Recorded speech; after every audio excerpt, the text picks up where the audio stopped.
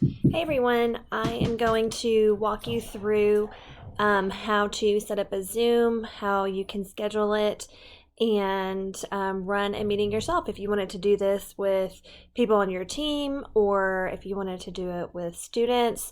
My daughter's class did it and she thought it was the greatest thing ever. So I'm going to walk you through those steps. And most of you probably already have already signed up for the free subscription there. That does limit your time to 40 minutes, so just be aware of that. So once you get logged in, you can Google Zoom, go through it that way, or here is the URL, and I just type that into my web browser. And then if you go to my account, I'm going to show you how to schedule a meeting first, and then I'll walk you through how to go ahead and start a meeting if you prefer to do it that way. So I clicked on my account. Let me go back and show you that. So from this page here, I'm going to go to my account and I'm going to scroll down. No, I'm not. I'm going to go to schedule a meeting and I'm going to call this my meeting. We'll just call it practice meeting. And then I can set up when I want to do this, the time that I want.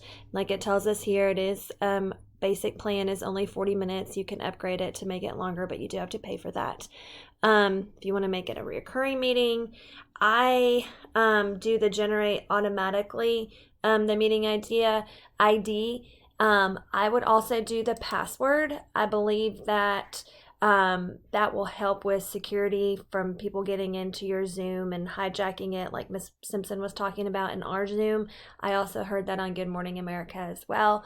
But I think as long as we require the meeting password and don't post your Zoom login publicly, like on Facebook or Twitter or anything like that, then we should be okay. As long as you're sending it out through email, that should be okay as far as the security. So we want our video, the host, we want that to be on. We want participants' video to be on as well. And then the audio, you can set it up for both. That way, if you're on the phone or computer, it's allowable for both of those.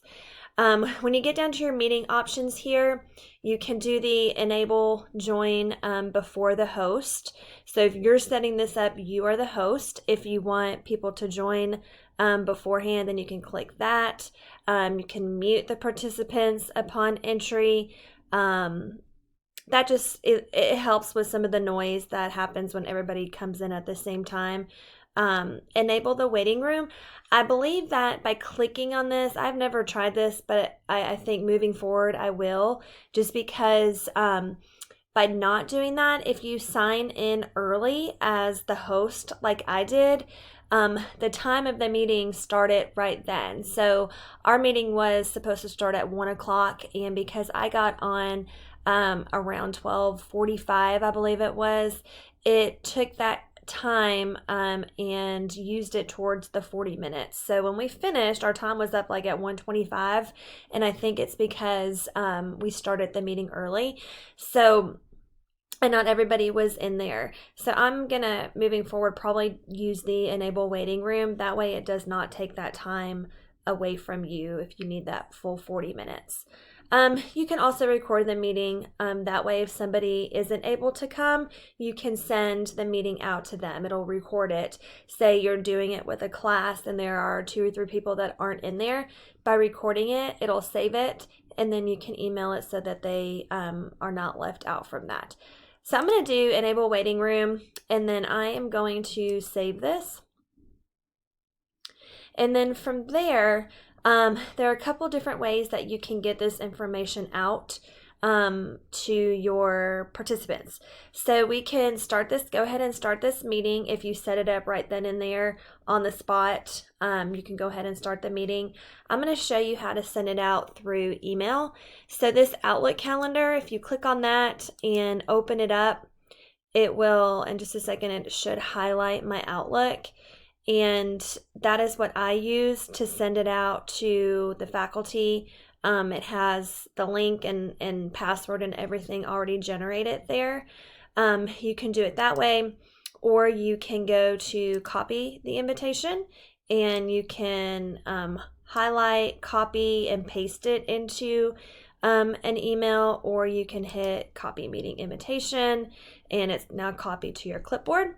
Okay, so this is what popped up from my Outlook, and this is what I sent out to you guys. So there it is, and I can go to who I want to send this to. Why is it not giving me that option? Appointment, and then I can invite attendees that way. There we go. And I can type in 296 and then send that out, and you guys will have that in your Outlook calendar. I'm just gonna minimize this down. Here is the copy meeting if you would rather do it that way. I did it both ways. I did the Outlook, and then I also sent it to you guys in a separate email just so you would have it both ways, because sometimes going directly into your Outlook you may not see it. So I also sent it through email as well. If you want to go ahead and start the meeting from there, then we just click start this meeting. This is one that you've set it up and you're ready to go. So it's going to open up the window here, and it's going to show, just a second, it's connecting.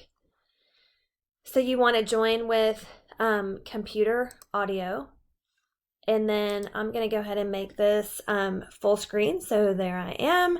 And because you are the host, this is what I think this is what your screen looks like as well, but you can, and I don't have anybody in this meeting, so there's not any boxes popped up there, but you can do the share screen by clicking on that, and then it will launch whatever. You can click on whatever it is that you had open. So I think I had let's go to my web. Let's try show all windows. There we go. And scroll down and go to, if we want it, let's just say that we want it to do the Word document. I can share that. That's what's going to pop up on the Zoom screen. I can move that around and play around with it.